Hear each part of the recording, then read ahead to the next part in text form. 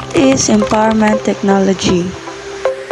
Empowerment technology, or ETech, is the use of information and communication technology, or ICT, to improve communication, learning, collaboration, and productivity.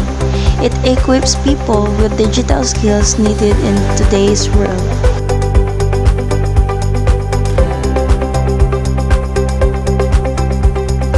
Why is empowerment technology important?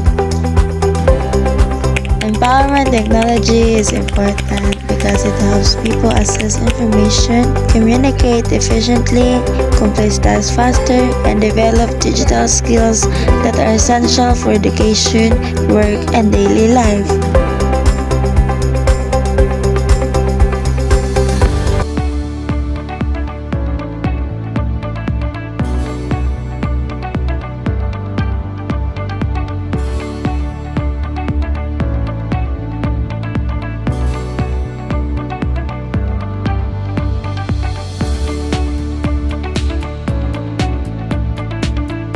Digital tools are devices and applications such as computers, smartphones, cloud storage, website, and social media that help people create, communicate, collaborate, and share information efficiently.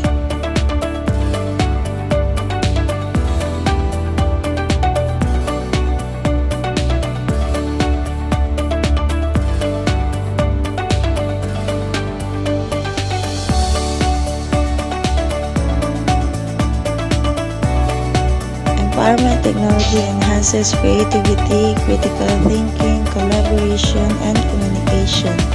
It also supports online learning, increases productivity, and prepares individuals for future careers in technology-driven world.